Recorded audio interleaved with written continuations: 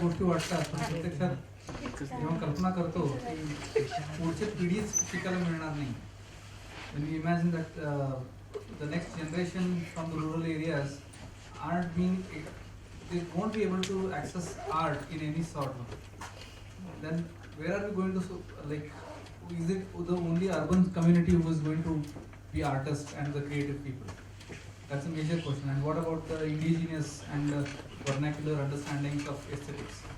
So I think this is quite a serious note over here, that the way the government is acting in certain areas of education, which is rather not kind of disencouraging rather than being empowering the education sector. Yes, since we are in the discussing in the context of UNESCO's art education, these are the ideas which are being actually promoted to through their policies. If you go to their website, and you'll come to know that they have set out a lot of policies of how culturally diverse understandings should be promoted, and their efforts being made. So yeah, so keeping those some of those guidelines in mind, the program has been devised. So we'll take a short break for tea and refreshments here, and then we'll continue with the next session on general semantics by Professor Dipesh Karmarkar. So the break should be will be of 15 minutes. So yeah, so I request you to come sooner. Thank you. Thank Rachna Sansad for providing us with this opportunity and the venue. The event has been, this is the third year of the event, and we would continue to do this annual program every year with different concepts, and so that the audience is exposed to different ideas every year. I thank Dr. Karmarkar and Omkar Kadu for presenting us with the insights into their areas of study, and also Mr. Hiraman Patil for giving us a short overview of what the current state of art education at school level is right now. And I also thank all the technicians, cameramen who have helped us making this happen. Thanks a lot. And this was not the last, the audience who have taken the time to be with us and graciously been present here for throughout the program. Thank you. I request Dr. Karmarkar to present his lecture. Before we continue, I would just like to add a note what we were discussing earlier.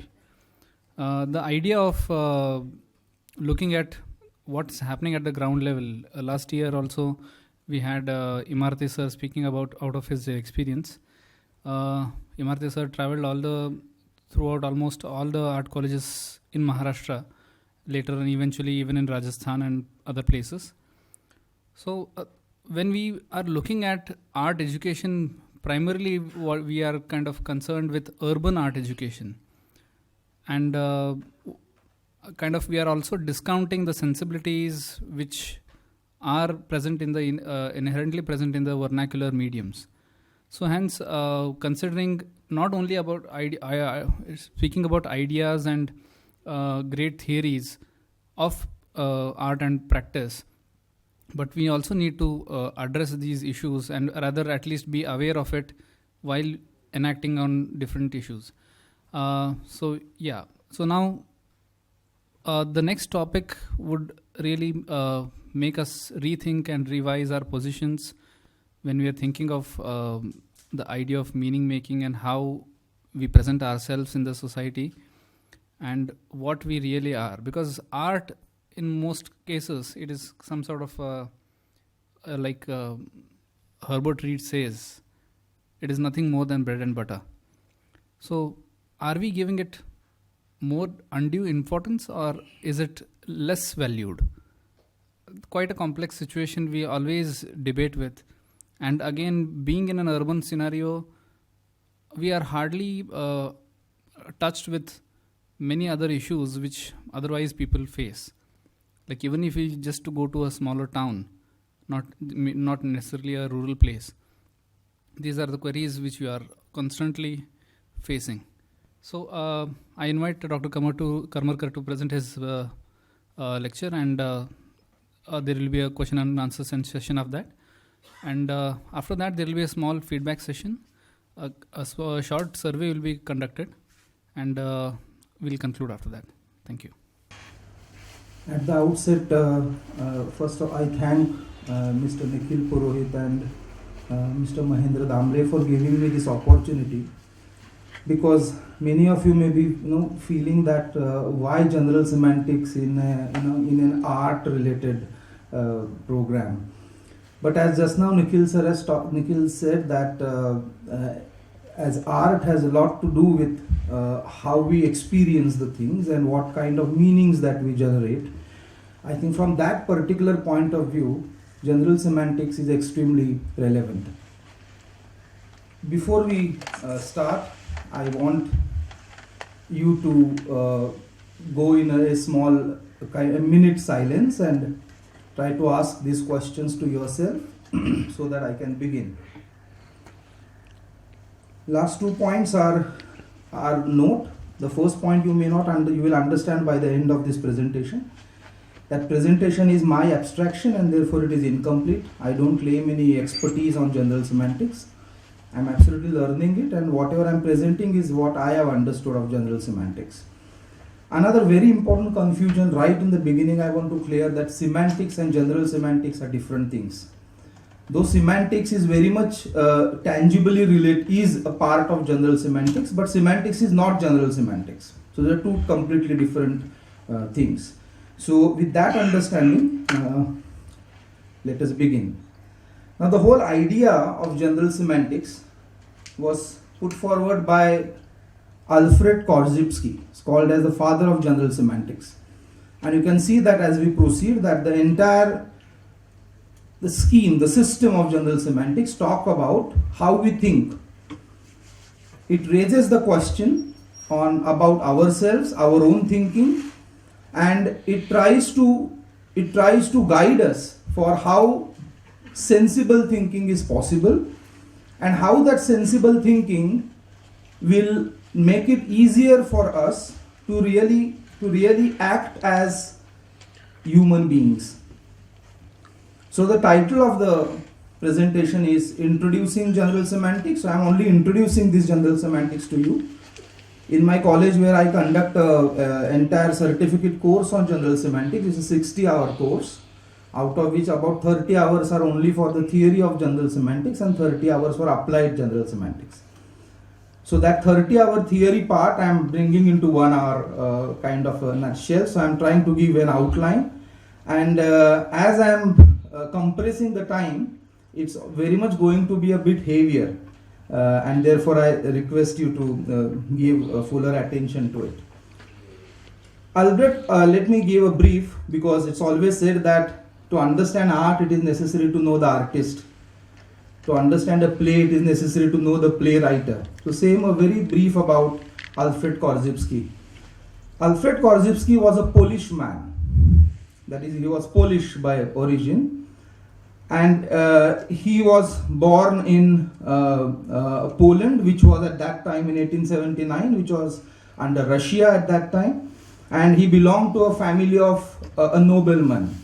So he was belonging to a family of absolutely rich family background.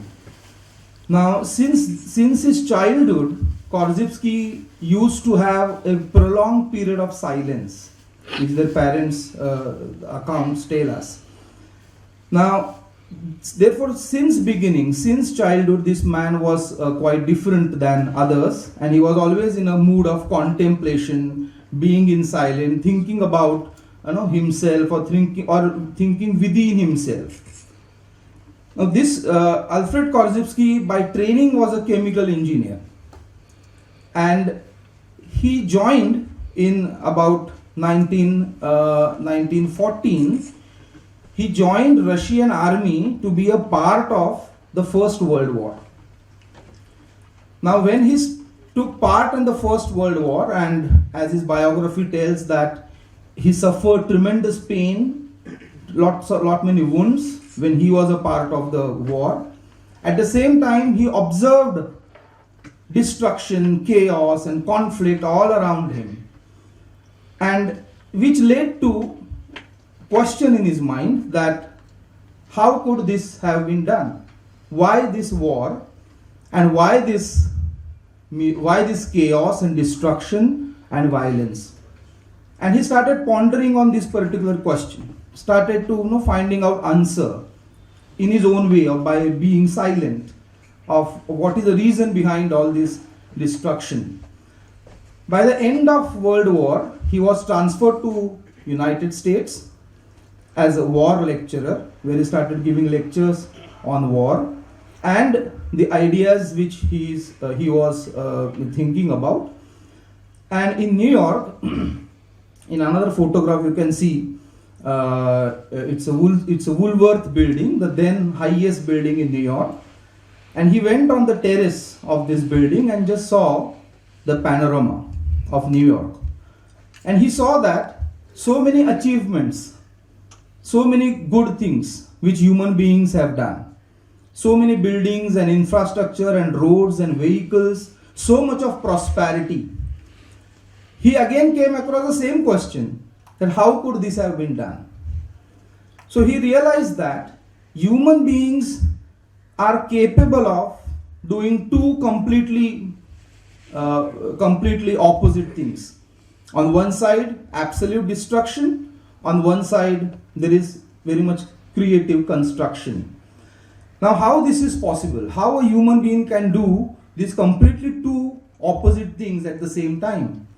And he was very much worried about the entire humanity as far as the world war and the related situation is concerned. Now, I will take you to the journey of how Korzybski revealed the answers to these questions. So that is the way I am going to, so that not thematically, but as a thought process. So these are the questions, that's the background which I am giving you. He realized another thing from that building, that the science and technology is developing very fast on one side, but is society ready to handle that progress in science and technology? Why on one side society is completely broken by beliefs, traditions, customs which are age old, which are unscientific in nature, doesn't have any very empirical meaning in that, and on the other side we find developments in science and technology. So we found that the physical sciences, the natural sciences are growing exponentially, while the growth in society is very much arithmetic. So why there is a gap between how the science is developing and how the society is developing? All this he is thinking in the light of that question, that how it can be done, how the man can be both ways acting. So he understood that man is becoming more unsane day by day, that the insanity is taking over the sanity of human beings, and which is actually a self-destructive, because it is destructing the human race, destructing the humankind. And so he was very much related, or he was very much keen to understand that why and what is wrong with this and how can this be prevented. He was an engineer, and therefore he had seen that during wartime, that how a bridge can be built so fast with a teamwork. So he feels that why a bridge can be built in such a easier way, but why it is so difficult to build peace. I hope you are understanding the background. If you are not understanding, please tell me, because it's a very logical way of understanding. So if you have any problem, then it will be difficult for you to understand the next part. Is it clear? This is the Korzybski's quest. That why humanity is suffering, what's the problem with it, and how we can save humanity from insanity and bring humanity to sanity. That's the whole idea which Korzybski was pondering, with which he raised another question. What makes us humans? If you also try to give a bit thought, what makes us humans unique, distinct than other animals? Number of things may come in your mind, but you will find that so those things are also there in case of plants and animals. What is so unique? For 2 years he was thinking of that. And then when he got the answer, he came up with this 3-tier classification. He says that plants are plants because they can bind chemicals. Right? Animals are animals because they can bind space. I hope you're understanding. Because they can move around. Plants cannot. And human beings are human beings not because they have evolved brain and all, but because they can bind time. This is the fundamental idea of general semantics. That human beings are time binders, by which I mean that humans have the capacity to transmit from one generation to another generation. Right? Wherever the earlier generation has left off, we pick a thread from there and we continue the journey. Okay? So from one generation or from one person can begin where the other left off. So he said man is not an animal. Man is a time binder, which puts him completely different or very unique as compared to plants and animals. So he is trying to differentiate between, because insanity or insane behavior is a very animal-like behavior. So why humans are behaving so animal-like? And I am interested in general semantics because 1914 when he raised the question, and in 2017 like we are developed as far as our insanity is concerned. If you look around, just read today's paper and you will understand that. So Korzybski's questions are still relevant. It's not that it was something of 1920s. The same questions can be raised even today, and we can try to understand the answers for those questions. So he has understood that human beings are basically time binders. By time binder, we mean that nothing belongs to us, right? We are not self-made. Everything is not created by us. Something is created by our forefathers, ancestors, and we are building upon that, whatever we have received from the earlier generation. Clear? Okay? So this is the entire idea. Now the question is, are we efficient time binders? Because Korzybski connected straight away with this. Humans are time binders, right? We are not binding time efficiently, and that's the reason why we are moving towards this insanity. That is why we are moving more, behaving like animal-like, because we are less than human, because we are forgetting to bind time, which is a unique feature of the identity of being human. And therefore he said that humanity is in its childhood. I hope you are understanding. From ages, right, human beings were behaving like an animal, and therefore humanity was in a childhood. That's what Korzybski thought in early 20th century. And so he thought that how this humanity can be developed further, okay, to what he called as The Manhood of Humanity, which was his first book, published in 1929. Now the name itself suggests that he was talking about how this humanity can be brought from childhood to manhood. Are you understanding what I am saying? Yes. I hope you are with me. I mean that how human beings can be made saner, than what they are today. Okay? The reason is we have forgotten that we are human beings. We have forgotten that we are time binders. Clear? Then two important questions comes up. First, because now our question is how to bind time, because we have forgotten our own nature, right? So how to do that? So there are two questions now logically comes. First, how do we experience? I think this is where the art and all these things will very much come. So how do we experience?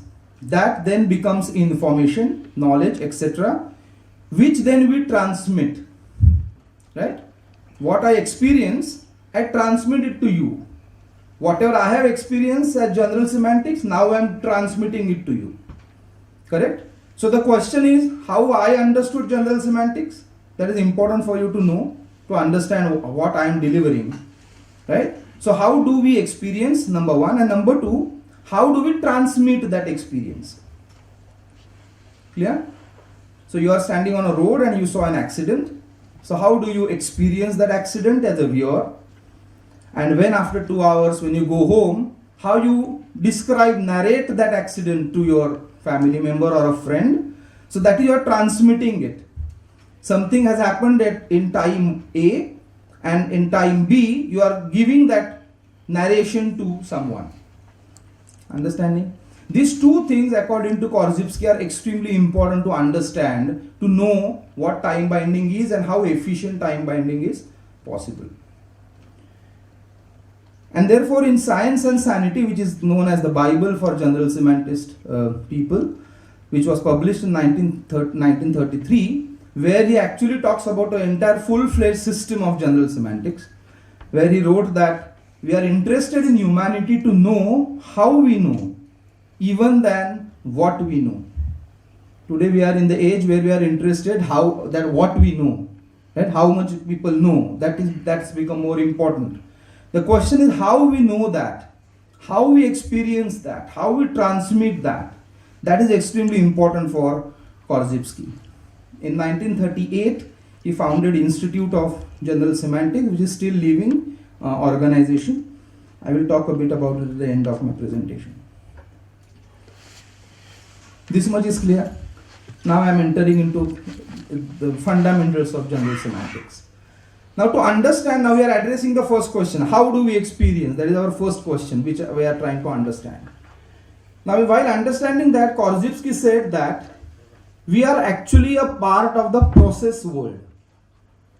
Right? You can see in the picture that there are two kinds of worlds.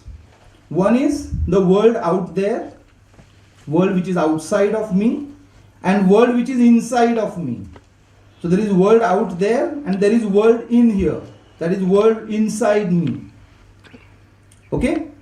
So you can see that earth represents the outside world, the absolute reality as it is existing. Now you can see there is a human figure and which is absorbing the reality, external reality. How it is done? It is done through senses, through our sense organs, right? So we see, we hear, we smell, we feel, we touch, and through all these sense organ we try to experience the things, we try to experience the reality. Clear? And when we experience that reality, we construct our own world the way we have experienced it. Understood? The same accident is seen by, say, 5 people. But if you hear their narration, you will find that they are giving different narrations, these 5 people.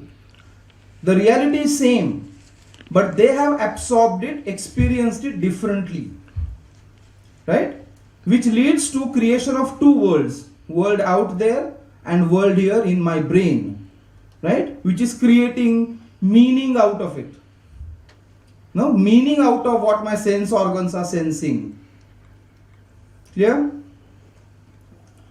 And there comes the role of brain and nervous system and sense organs and all that. I will not go into much detail, but only I will touch these because this is an important part. Ask these questions to yourself. Is it that what I hear, see, smell, feel is out there? I can see a rose. A rose is red. That rose is red is my conception.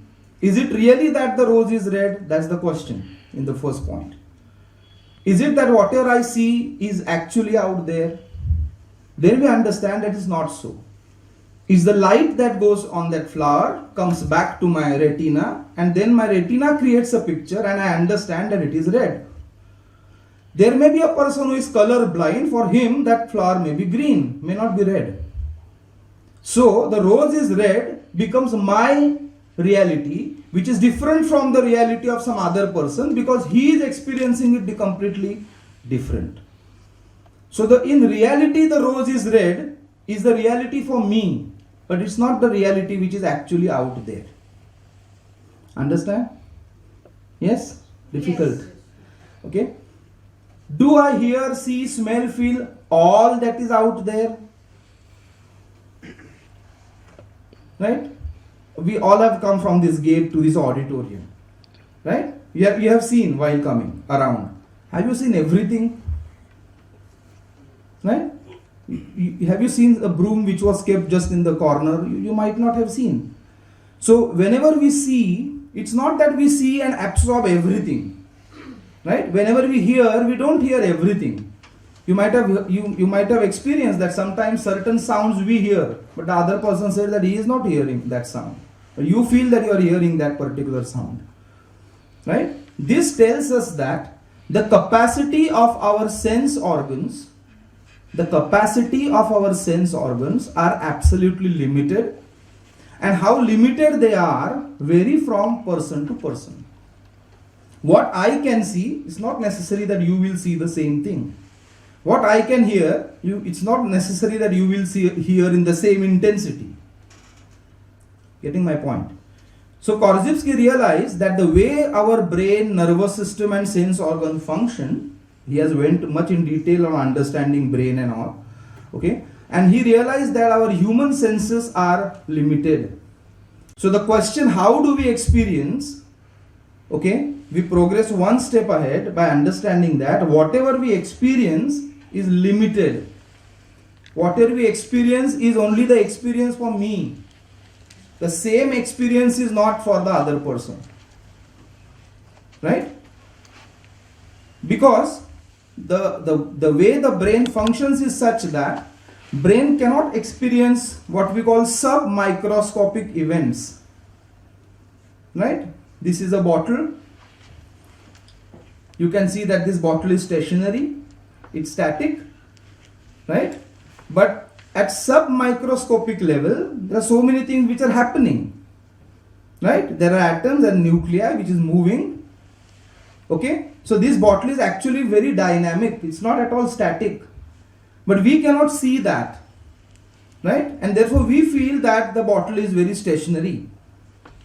What brain does is, brain just takes a snapshot with the help of all our sense organs. Right? Because brain is not in a position to understand the whole process world as process. Getting my point? So when you see an object, you see an object as a static entity. You don't understand that object as process.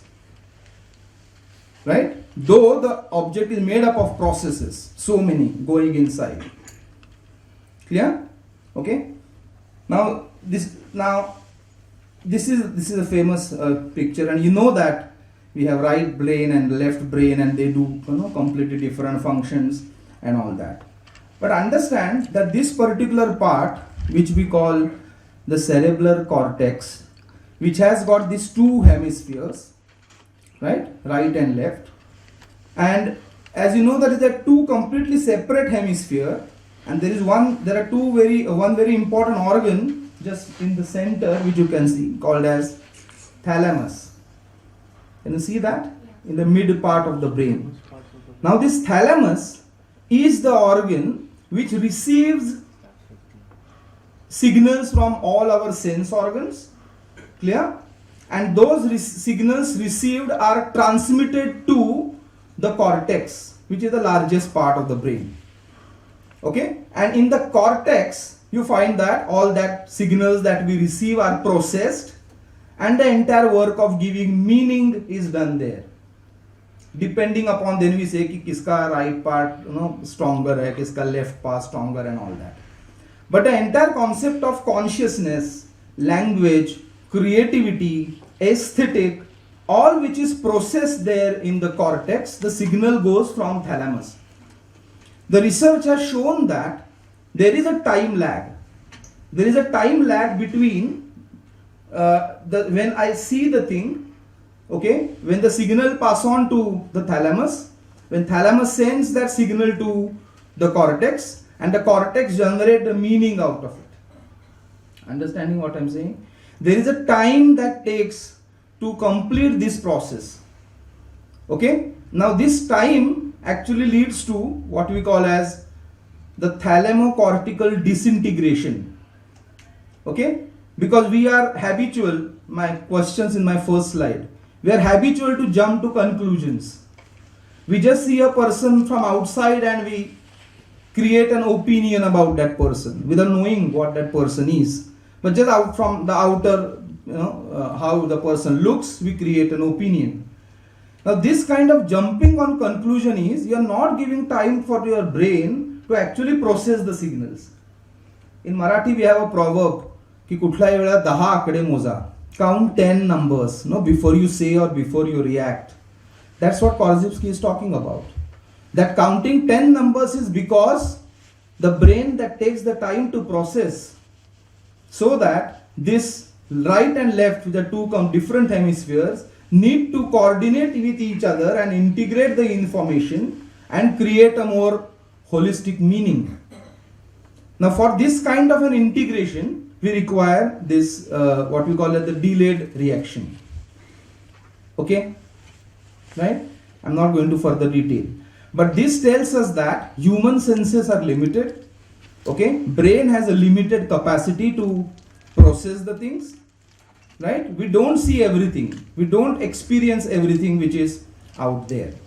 So what we are doing, when I'm looking at you, I'm only looking at the chairs, or I'm only looking at you, but there are so many chairs which are empty, I'm not looking at them, right? I'm looking at them, but those are not getting registered in my brain. I'm only looking at you people who are listening to me. So what I'm doing, I'm actually removing certain part, right? I'm deleting certain part, I'm ignoring certain part, certain portion from the reality, from outside world. This process Korzybski called abstracting, another fundamental principle. And we are abstracting. We cannot escape from that. Okay? When we listen something, number of times it happens that we hear something and then we take a meaning out of it, and then there are so many misconceptions created, right? And when you go back to that person, the person says that I don't mean that. Okay, so why there is a miscommunication? The person means something, the same words you are hearing, but you mean something else. Okay, it is because there is a process which is going on of creation of meaning. Okay, and in this process is Korzybski is calling the process of abstracting, the process of leaving out details. Okay, and therefore Korzybski says that don't say that the world is an illusion. World is not illusion, but world is an abstraction. The world that we see is how the brain has abstracted it. So it's my image. It's a product of my abstraction, which may be completely different from the abstraction which you all are making. Then there is diagram of abstracting. Let us not go into that. This is what I'm talking about briefly. So there is the real world, which is the world out there, right? That real world we absorb through senses. Okay, we do the abstracting part, experiencing part, and how we transmit that experience through language. Here comes the semantic component. Okay, and then comes the part of language. So through abstracting and language, we process our experience, and then we construct our world. Our is my own world, which is my perceived world. How I perceive the reality, which is constructed through language, symbols, and so many things. So which is a world in my brain, which is world in here. So this is how we produce inner world from the outer world through this entire process of abstracting or experiencing. To understand this better, Korzybski made a kind of a model, which you can see, it's a photograph of the same model which Korzybski made. The model it's named as structural differential. This model has got a US patent also in 1925, a very famous model in general semantics, and something which is one of the fundamental concept. Let us understand this model quickly. You can see that this model has 1, 2, 3, 4, 5, 6 parts. And actually it continues. You can see the 6th part is broken, so that is just to show the continuity. The topmost part is actually what we call as a parabola, right? So it's open from the top. It's a parabola made of rug, Rug, you know, have number of holes. It's a very coarse kind of material, so it has got number of holes. Korzybski said that this parabola represents the world. Parabola represents the world out there. He calls that level as the event level. Right? There are so many events taking place at macroscopic and submicroscopic levels also. So each and every hole in that parabola represents each and every event, whatever is happening around. Right? Okay? Now, in the second level, which is in the round shape, is called as the object level. Right? It means that object level is the first level. Yes, one thing I forgot. Event level, remember, there are no words. There is no language. Everything is non-verbal. Right? Because just world is out there. I don't know about all that. So it's absolutely in a non-verbal format. When I see something, then I enter into object level. I see something, my eyes catches something, or my ear hears something. So that is the first interaction with the world, right? Which is called as object level. Now this is also a very non-verbal interaction, because I am just seeing it. I am not creating any meaning. I am not thinking about it. It's the first interaction between, say, a light and the retina, with which I can see. So which Korzybski called as object level. Now, can you see that there are certain strings, and there are some strings from event level to object level, which are connected to each other. So these are the things, these are the events which you can grasp. Say those events which are connected are all of you as far as I am concerned, because I am seeing you, right? But I am not seeing those empty chairs. Yeah, right? So all those empty chairs are like those dots which are not connected by any string. So I am leaving out those details, right? But the empty chairs do exist, but I am leaving out those details. I am abstracting. I am only seeing whatever I want to see, rather. Okay, and that is what at object level, right? And I can see through my senses. So the last word says sensory impact. Okay, and certain words, certain strings you can see are freely hanging from the parabola. They are not getting connected to the object level, right? Okay, so again these are the things which I cannot grasp. No, I cannot grasp through my senses. So though you can see that there is no connection between the parabola and the object level. Understood this much? The third level is called as the descriptive level. I have sensed it and now I am describing it. This is the first verbal interaction with the world. Okay? Now remember, verbal doesn't mean only when I describe. When I start thinking, I am entering into a verbal world. So I started thinking about something that I have seen. So with the thinking begins, I am entering into a verbal world because I think in my language. Right? So that becomes the level of description. And here the process of evaluation begins. You start evaluating the things, right? On the basis of the filters, right? Which religion you belong to, which caste you belong to, what is your language, and what is your social background, economic background. So on so many filters, what are your political ideas? On the basis of so many filters, you try to evaluate the thing. So actually the information is processed, right? In the level D. Next level, which I said that these are infinite levels, which are called by Korzybski as I1, I2, say up to IN. So that I stands for the inferences. So the inferences I draw, from that. Yeah, something which may not be the reality. I may not know whether I have not proved it empirically, but I have inferred that this and this thing is like that. Okay, so that is my inference. Okay, whenever I look a cow, for example, I suddenly remember BJP.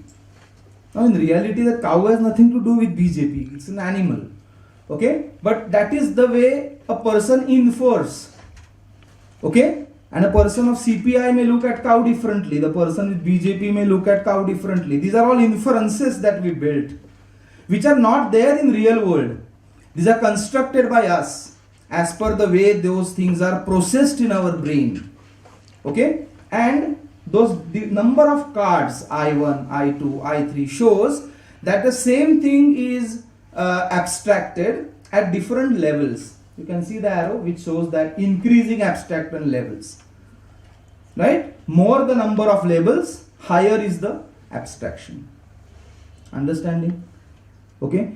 I see a cow, then I think yes, cow can give milk. So I categorize cow as a milking animal. Then I think yes, cow is a milking animal, is something to be domesticated, so cow becomes a part of livestock. Are you understanding what I'm giving? I'm giving labels to that. Okay? If it is a livestock, then we say, okay, it's a wealth for a farmer. The person who is doing livestock, cow is a wealth. Okay? So at every level I'm abstracting. And जितना मैं abstract करते जाऊंगा, reality से मैं दूर चला जाऊंगा. So Korzybski is showing a kind of a dangerous sign that higher the abstraction, okay, you will be further away from the reality. Okay? The arrows are important. Arrows show that, this side arrow, which goes back to parabola, which shows a feedback, or it shows the factor of time. Okay? Because whatever I have experienced, that finally affects my own experience next time. Understanding what I mean? Okay? I'm going from a road and I suddenly come across an area of where the buildings are largely painted in a green color. Right? There are women who are in burqa and with the men with some caps. Now I'm just looking at that. Right? But that suddenly will bring in my mind that I am in a region where a particular religion is dominant. Right? How I understood that this is connected with a particular religion? Because of my inferences drawn before. So the inferences that I have drawn before are influencing my experience in future. Are you understanding that? Okay? Certain beliefs. Right? That a particular thing is like that. Right? A person A is lazy. This is my belief. I have experienced it when I gave person A some work. Right? But when the time comes next time to give some work to A, I am giving the work thinking that the person is lazy. But a person may do that work efficiently this time. There may be some reason why he was lazy earlier. Right? But I don't do that. I keep that inference in my mind, which affects the experience. Clear? So these are the 4 levels. Understand that. Something happens. Clear? Event level. I sense what happens. Object level. Both these levels are non-verbal. I recognize what happens. This is the first verbal understanding of the word. I generate meaning for what happens. Understood the process? पहले हमने देखा brain में क्या होता है, okay, और brain में होने के वक्त how we give meaning to it, how we experience the things. Right? आपको लगता होगा थोड़ी इतना सब कुछ होता है जब हम एक्सपीरियंस करते हैं. Right? That's the whole problem Korzybski is talking about, that we are not aware of all these things which actually happen, right? And which makes us, which keeps us away from the entire process of time binding. This is clear? Okay?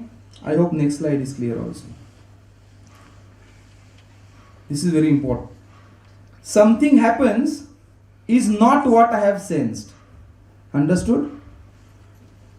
Whatever is there in the outside world is not all that I have sensed. I have only picked up something. Okay? Now whatever I have sensed is not what I recognize, because I may not recognize everything. Right? Because I have not experienced it before. So certain things I may not recognize. Right? Certain things I may not describe. We say, sometimes मी शब्दात नाही व्यक्त करू शकत. I can't express in words. Right? So you cannot experience, you cannot express certain things, you cannot recognize certain things. Okay? So, and whatever you recognize, okay, is not the meaning, because meaning goes through number of filters. Are you understanding how you go away from the level 1, from whatever is there outside, and how the meanings are generated in that? This is called a structural differential. Okay, this is what the structure of experience is. Not experience, structure of experiencing is. How we experience structure. 1, 2, 3, 4. Okay, and every level differentiates from the other level, creating the gaps. Okay, in experiences. This is the first question. Now the second question. How we transmit. So first of all, we have experienced something limited. We have grasped something very limited. Okay, and on the basis of filters, we have created some meanings, our own world. Okay, now how I will transmit that to the other person? We know that language is the principal tool that facilitates this transmission of knowledge. That's what time binding is. When the knowledge of one person is transmitted to other. Okay, so without language it's not possible. Now the question is whether it is structurally similar. See if you can understand this quote. If we reflect upon our language, we find that they must be considered only as maps. Korzybski calls language as map and reality as territory. Understanding that? You have a map of Bombay, you have a map of Mumbai with you. Okay, is this map is territory?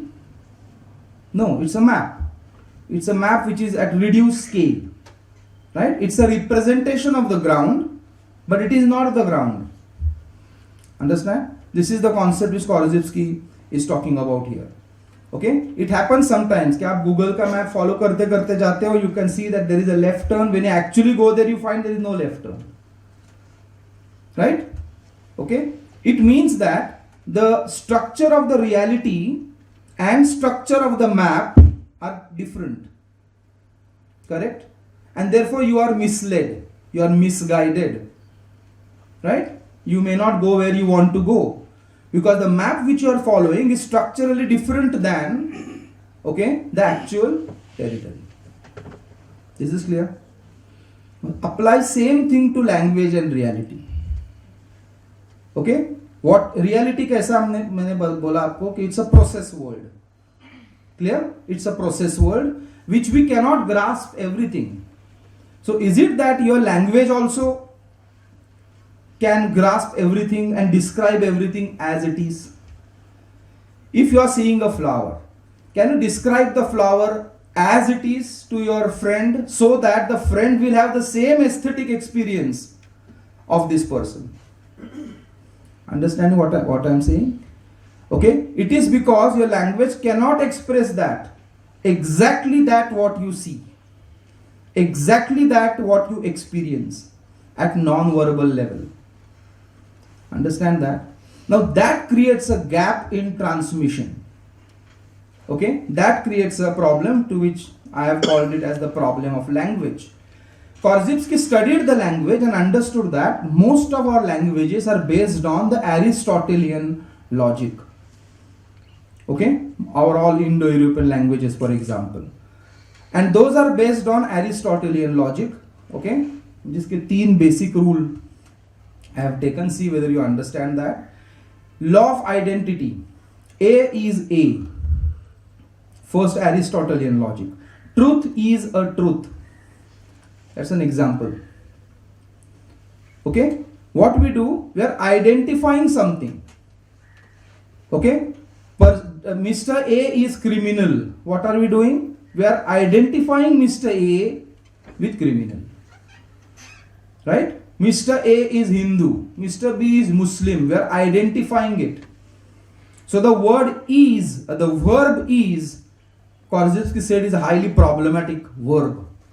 Because that verb identifies the two things as same. A is equal to A. Next comes the law of excluded middle. Either A is equal to B or A is not equal to B. There cannot be any middle ground. Okay? Either truth or not the truth. Okay? ये जो है वो truth हो सकता है या truth नहीं हो सकता है. Right? There is whole Indian mythology, which says that how the myths are created. And if you have listened to Devdutt Patnaik, then he always says that how the meanings are created and how those meanings are described through our mythology. Okay, where he defines myth as the truth for me. Myth is a truth for me. That may not be a truth for you. So it's a truth constructed by me. But in the Aristotelian language, okay, it either can be a truth or it is not truth. Third is law of non-contradiction. Not both, truth and not the truth. It cannot be both. Right? Something cannot be male and female both. Right? If you see our administrative forms, admission form and all that. Gender, male, female, there cannot be a third one. No transgender. Now we have added it. Okay? But since beginning it was only two categories. So either this or this, there are only two things possible. Married or unmarried, no third category. There are only two things which are possible.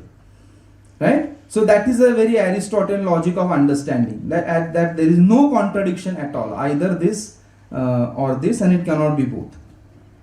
Now, all our language systems are based on these fundamental, our grammar of language is based on this fundamental Aristotelian logic. And therefore, Korzybski says that the verb to be is highly problematic, and therefore he suggests to remove the verb to be from our language. Because to be creates identification. So when we say Joe is a criminal, so we are equating one noun Joe with another noun criminal. And then we say that both are same. And there is another ease of projection. हम किसका adjective थोप देते हैं किसी के ऊपर. That Johnny is bad.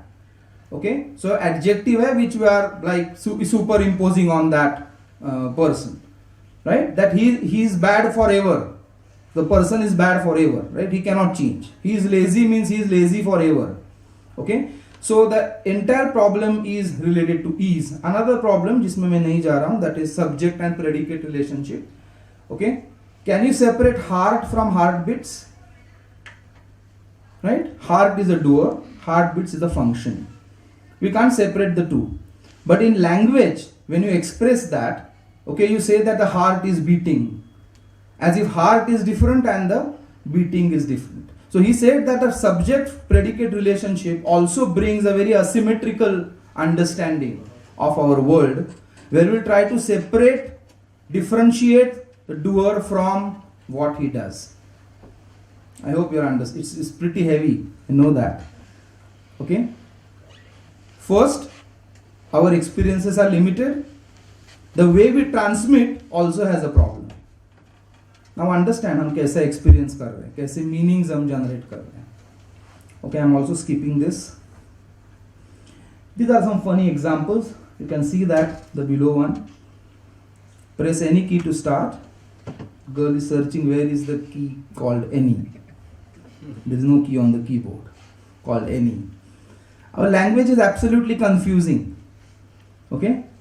And the first one also. Are you sure this is how we get data into the clouds? Right? Because you mean something, the other person means something. Okay? And grammar helps all this confusion. Same for sign languages. Right? I hope this you know, and there are so many images on internet. One single sign knows different. Right? If some foreigner asks you that how I look, and if you say give this sign, because we mean that this is beautiful, right? But for her, that lady, this may be something else. No, depending upon from what culture she comes from. Okay? So even the sign languages we see have problems because they have different, their own cultural meanings. So let us revisit our question. How do we experience? We have seen that. Now the next question is really important. Do we behave with the awareness that what we know is incomplete? हम बोलते हैं ना हमेशा, नहीं ये मुझको मालूम है, यही ऐसा ही है, बराबर है. This is what has happened. Right? Okay? Ram इथेच जन्माला होता है, ये इथेच राम मंदिर, right? So यही है, ये जो है वो इधर ही है, right? Kind of. Getting my point? We don't keep scope that some alternate is possible, some alternate reality, some other truth is possible. Okay, and we cannot know everything at one point of time, right? The problem is that now Korzybski has shown that how our experiences are limited and how we cannot experience all. Now he is saying you should behave with that awareness that whatever I know is incomplete, whatever I say is my truth, and another truth is possible. Same way, do we use language with the awareness that what we express is not the same as reality? Right? We just use language, but we don't care that the meaning with which you are saying, whether the other person is receiving your words with the same meaning or not. Okay? And therefore we use words very loosely, without giving any context to those words. Now these are the two things which Korzybski identified, which leads to very inefficient time binding. Okay? Because we are not conscious of what brain is doing. We are not conscious of our process of abstracting. Now this lack of consciousness leads to so many things. It leads to issues of elementalism, identity, miscommunication. We completely ignore the word, the importance of silence. Okay? And then the ego is pampered, that I know everything, what I know is right, what I know is the only truth. And then we are not ready to take responsibility also. Okay? So there is no scope for a dialogue. There is no scope for acceptance. Because you are not conscious. You feel that everything you know is complete, is the final truth. Okay? And then the insanity or the insane behavior of humans come from all this, according to Korzybski. It's a complex quote, so I'll miss that. Now let us go to the last part of this lecture. So what? Now what to do? We have understood that we are experiencing in a very limited capacity. Our language has a lot of limitations. So I experience something which is incomplete. I transmit which is something incomplete. So now what I should do? Right? I can't stop looking. I can't stop hearing. Okay? I cannot improve my sense organs capacity because it is given to me. Right? And I cannot stop from abstracting. I cannot stop from using language. So what should I do? So these are the things which Korzybski suggests, prescribes in general semantics. First is, be conscious that you are abstracting. Okay? Always try to remember, it's a practice. General semantics, ये practice करने की चीज है. It's not something to read. And from my experience, I will tell you it's extremely difficult. And it is difficult because our brains are rewired in such a bad way. We have done that. Okay? That again to unlearn, right, becomes extremely difficult. But this is what Korzybski is talking about. That whatever I say, I feel, what I am feeling are completely different happenings taking place at 3 different locations, 3 different time. Okay? And therefore you cannot grasp anything completely. So be conscious that you are abstracting. For that, he used the word non-Aristotelian system, जो बहुत famous हुआ general semantics में, because Korzybski has talked about how Aristotelian logic is wrong, so he proposes what is non-Aristotelian. This is the interesting part of Korzybski. He is not stopping at just telling you कि ये problem है. He is also trying to give you what can be done, what are the alternatives. And then he came up with non-Aristotelian system, which he has written in Science and Sanity, that don't take it as anti-Aristotelian. जो Aristotle ने किया था वो उनके time के हिसाब से बराबर था. अभी हम जो कर रहे हैं वो अपने टाइम के हिसाब से कर रहे हैं. This is what time binding is all about, where we are expected to correct the things as per the changing time. So what Korzybski is doing is only changing what Aristotle has given us, okay, and making it more relevant to our times, and therefore it's not anti-Aristotelian but it is non-Aristotelian. Okay, and then he talks about map territory relationship. This is highly, I hope you will understand. The middle column, which you can concentrate, these are famous Korzybski's dictums. The map is not the territory. Correct? What is the meaning of it? in language reality, this you will understand. Map is not the reality means words are not the things that they represent. Correct? Okay. This is water. But the word water, I cannot drink the word. I have to drink the water. Okay. Aristotle thought that the meaning is inside the word. Understanding that? The meaning is inside the word. Now we are understanding that the meaning and words are two different things. Okay. So words are, therefore we should not take the words at the face value. That's what we say. Okay. So words are not the things that they represent. Second dictum is, a map covers not all the territory. That is, words cannot say all about everything. Clear? Even if you understand the last column, that is fine. We can use language to talk about language. Clear? And when we do that, I don't know what is called in English or Hindi. In Marathi we call it as कान गोष्टी. आपण लहान असताना बऱ्याच जणांनी खेळलं असेल कान गोष्टी. Okay, there is some line कि जो मैं एक मेरे नेबर को उनके उसके कान में बताऊंगा, वो अपने नेबर को बताएगा, अपने नेबर जब घूम के आएगा 50 लोगों से, तो लास्ट बंदा है जो बोलेगा क्या लाइन है, and it is completely different from the first one. Okay, right? So it means that when we understand, when I try to understand your reality, okay, matlab for example, if your description of flower से मैंने understand करने की कोशिश की वो flower क्या है, right? So I'm trying to understand the reality from your reality, not by experiencing on my own. Okay, so that is, you can talk of language, you can use language to talk about language, okay, which actually creates a lot of problems. Okay, now here comes last point, extensional devices. Now these are the extensional devices which the Korzybski gives, okay, to avoid the issues of language. He says use indexing, index everything. So Muslim 1 is not Muslim 2. So all Muslims are not the same. So differentiate between all Muslims are same becomes Aristotelian logic. Okay, dating, Dipesh is not Dipesh. Right? So Dipesh in 2017 is not the Dipesh who was in 2015. Everything tells us that, can you now understand, with these extensional devices, it tells us that the world is in process.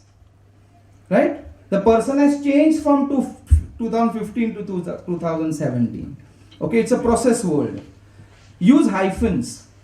We actually differentiate certain things, though they are actually the same. But our language differentiates between mind and body, but they are the same. So try to use the hyphens. Okay? Use quotes if you are using specific meaning. Use the word etc. What was that earlier one? Quotes. By intellectual achievement, I mean what I mean intellectual achievement may not be what you mean. Right? कुठल्या तरी गावातल्या conference मध्ये मी paper present करून आलो, मी फेसबुकवर 10 वेळा टाकलं. Right? So that may be for me, that may not be for you. So if I want to say, and it may be okay, I'm just a kind of a young person presenting first time, so I may feel it's a big achievement for me. Then use quotes when you're saying that. Use the word etc. always. Korzybski uses it a number of times. और institute of general semantics का जो magazine निकलता है, journal निकलता है, उस journal का title भी है ETC, etcetera.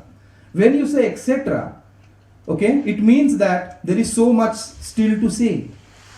Okay, there is so much which I have not understood, but still I have to say that. Okay, or it is there. Okay, quantify, right? एक ती ॲडव्हर्टाइजमेंट आहे ना AC ची, नवरा बायको भांडतात 23 पाहिजे का 24 पाहिजे. Okay, so if you just say कि it is hot, less hot, very hot, better to quantify it. Say it is 45 degrees, so things are more clearer. Qualify it. Okay, जो मैंने शुरू में कहा, that whatever I am presenting is as per my understanding of general semantics. You may have a different understanding. I am open for that. Okay, so to my best knowledge, use the words in my opinion. Now this will take you closer to the idea of time binding. Lastly, general semantics calls for what we call as non-verbal awareness, that is the importance of silence. If you remember structural differential, I've told you that the world is an object world. Okay? Right? But when we transform it into a subjective world of our own, and then there are problems. Can we understand the object world as object world without bringing language in it? Korzybski says that it is possible with what he calls practice of silence, and then number of techniques which he talks about. I don't have much time, so I'm not elaborating it. Turn down the volume and contemplating, semantic relaxation. All these are very important concepts in non-verbal awareness put forward by Korzybski, and he gives tremendous importance to being silent, okay, reducing the chatter of our mind, because when we are silent also we are talking, in our mind. So even that talking has to be stopped, okay, which again, as I said, cannot be done immediately. It takes a lot of practice and time to do that. Korzybski feels that कि जैसा world object है, objective है, if we can experience that objective world as it is, okay, by bypassing the problems which are created by language, by bypassing the problems created by our human senses, okay, then he says that we are in a better position to have more deeper and fuller experiences, and therefore he gives a lot of importance to non-verbal awareness. The second point, not the first point. He says that think silently, discover the structure of the silence or whatever you are experiencing at object level, search proper structure of language which can match the structure of that silent process, and then try to express it verbally. We do exactly ulta as given in the first point. We start thinking verbally, okay, and then we start talking about non-verbal, which as per the Korzybski is a wrong way to do. It should be non-verbal to verbal. So finally we end with this entire concept of efficient time binding. If we do that, if we do all this which the GS prescribes, what is survival of fittest? According to general semantics, survival of fittest is how best you can survive in your time, how better you can bind time. Simple. वर एक concept होती personal time binding. What is that? की मी माझ्याच mistake मधून काय learn करू शकतो. How much I can learn from my own mistakes in the past. Simple. It's a personal time binding. Okay, we carry the grudge, we blame ourselves for the mistakes that we have done. Korzybski says that don't blame from yourself, learn from that mistake and forget that experience. That is the perfect time binding, and the person who binds time is fittest in time or fit to survive. So finally, what Korzybski wants? Korzybski wants that we should behave like animals. We should stop fooling ourselves. We should not be animals. We are time binders, so we should practice time binding and conscious abstracting. We should inculcate scientific attitude. We should learn to unlearn. Practice silence. Lastly, GS might help us to answer our own present questions, to widen and deepen the horizon of our own gaze, so that what we want and what we achieve become truly worthy of ourselves as a time binder. It's a long quote. These are references. Those who are interested can take the website, the links.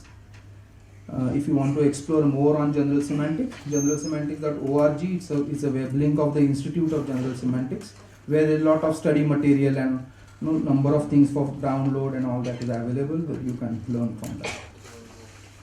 Lastly, एक छोटा सा धागा है की जो art आणि general सेमॅन्टिक्सला directly टँजिबली lead करतो. This is a photograph of Korzybski in 1919 in World War, and you can see his wife Mira Edgar Lee, who was a famous American painter, and painting on ivory was her skill. So Alfred Korzybski's wife, who helped him to build the structural differential, was a painter, was an American painter. These are some of her paintings.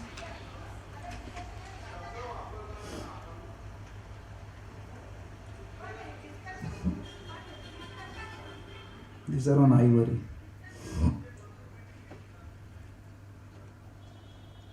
Lastly, how general semantics came to India. General semantics came to India through this person, Mr. Balwant Parekh, who was the founder of the Pidilite Industries, the industry that makes Fevicol. And he introduced general semantics in India in 2000s, and he founded Balwant Parekh Center for General Semantics and Other Human Sciences in Baroda in 2009. And at present, that is the kind of a headquarter of general semantics in India. Okay. Now this Balwant Parekh Center has formed different nodal centers at different locations such as Surat, Rajkot and all. One of the nodal center is in my college, and I am the coordinator of that center, where we run certificate courses from last 4 years teaching general semantics to our students. Thanks a lot. Thanks a lot. I know it was very difficult task. I hope at least 1% you could have understood. Thanks. Thank you, Dr. Karmakar. We will begin with a short question answer session here, and I'll begin with myself. Sorry. One thing I related is like if people have seen the film The Dead Poet Society. Yeah. If somebody has seen it, people are in love with it. I have seen it more than 15 to 16 times. Every time I watch each and every frame of it, and I keep on falling in love with it. In one of the scenes, the teacher, I forget the actor's name. He mentions about the dangers of conformity. So more or less, the whole entire presentation kind of is emphasizing on that idea of the dangers of conformity. Yes. And in a very cliche way, in a very recent film of PK, even he is also Yes. referring to that idea of non-conformity. Yes, yes. And this is just a note which I related to. We conducted one session on PK in our general semantics course. Okay. So now my question is, like, when we are speaking about non-conformity so much, like it's about challenging our ideas and ideals at n number of levels. So what do we stick with, and how do we deal with that kind of amount of variation? Because this causes a lot of variation, and that's like keeping finding answers is a good thing, which has helped you to a great extent. But again, after a while, you understand that you cannot continue to challenge yourself consistently, because somewhere you need to rest. So how do you respond to this problem? To answer in general semantics fashion, it's a choice. It's a choice of oneself. It's a personal choice. That if you want to, be with a particular worldview or a particular understanding, then you can be with it, right? But if someone wants to change, wants to challenge, wants to understand better, it's not challenging actually.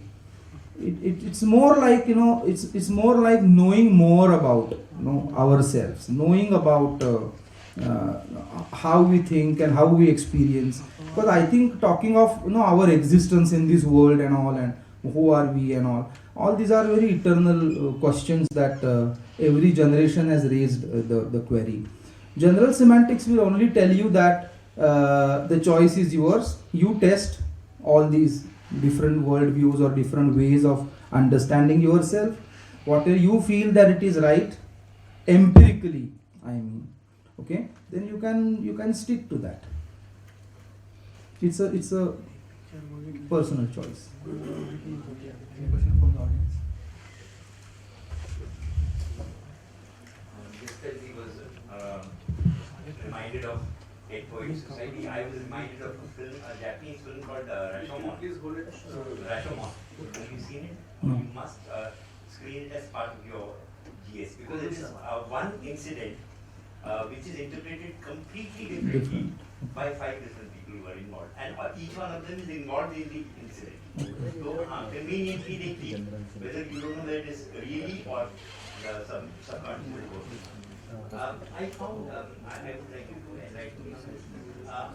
This GS method is a kind of a scientific method to arrive at non-verbal understanding of things. The Zen philosophy says exactly the same thing from a meditation point of view. Yes. I mean, the classical Zen statement is, if you want to see at once. If you begin to think, you miss the point. Yes. So it's very similar. It What is. do you think it is? It is. Okay. But it's always better, to experience that by doing it and to arrive at this particular conclusion. Because what I have presented is, I tried to be, aloof from what I have presented. Right? If you ask me personally, my experience with GS in last 4 or 5 years, my conclusion at this point of time, which may change tomorrow, but my conclusion at this point of time is that it is scientific spirituality, which general semantics is talking about. Actually, number of slides बहुत हो रहा था. मैंने कोशिश की थी कि कॉर्जिब्स्की के कोट के साथ मैं एक पैरेलल कोट जे कृष्णमूर्ति का मैं निकाले भी थे वैसे भी parallels to J Krishnamurti, but I avoided because it might have taken us to something else. And there is no point in going directly to that level unless you practice and go through the proper channel, and then you come to that idea. So yes, it is more like a scientific spirituality. And the way you cannot, there is no point in talking of meditation unless you do meditation. The same, no point in talking of GS unless you practice GS.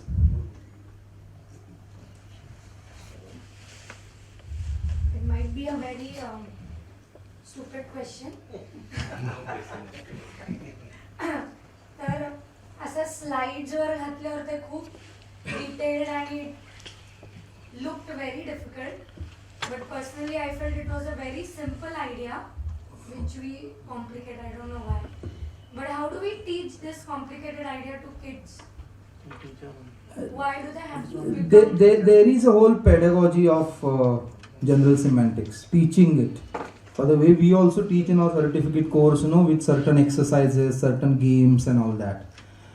Because as I have mentioned in my title, it's a tool. That is how I view it. There are some people who say कि ये tool नहीं है, discipline है, it's a subject. I never take it as a subject. I take it as a tool. Therefore, we are already designing a general semantics certificate course for my non-teaching staff. We are thinking of designing general semantics course for the nurses in the hospital. So you can see that it depends upon कि आप किसको पढ़ा रहे हो. It depends upon that what will be the pedagogy of that thing. There is a pedagogy of teaching it to the kids. If you want, I can share that document with you. by kids? I mean, because this is the reality. There's no atomic science in this. And as you said, it's correct that you find it very simple, right? But still, you feel that simple we are not practicing. The simple things we don't practice. So it's necessary to understand that simple thing. And the slides, yes, I know you can, because that every slide is a 2-hour session that we conduct in certificate course. And there are a number of loose ends that I have not explained because of time. So don't frame your opinion based on this presentation. Better read Korzybski on your own and take the decision. I am just introducing you to this world. Any more questions from the audience? Not exactly question, Yes, but just- हा माझा class असता तर मी exercise घेतली असते. so can I have that slide where you have given address, website address? Which is again a kind of a contradiction. Well, anyways, we don't get into that. But yeah, let's stick to Atmadipa Bhava. And we conclude the session by Dr. Karmakar here. And the next session is about a short, a brief feedback or kind of a survey which we intend to do. So I'll be distributing some sheets to you and request all you to respond to the questions in that. Response as well, but the reason of the survey is to just have a brief understanding what the audience members are thinking about these questions. And you need not answer each and every question there because the note mentions that please respond only to the questions which bear personal experience and thoughts. म्हणजे प्रत्येक प्रश्नाचे उत्तर द्यायचे असं गरजेचं नाही आहे. ज्या प्रश्नाशी तुमचा अनुभव निगडित आहे त्याच प्रश्नांना उत्तर द्या असं विनंती करतो, जेणेकरून आम्हाला ऑडियन्स म्हणून तुम्ही या कलाक्षेत्रात तुम्ही काम करताय तर त्याचा अनुभव काय आणि त्याचा विचार काय हे कळण्यास सोय होईल.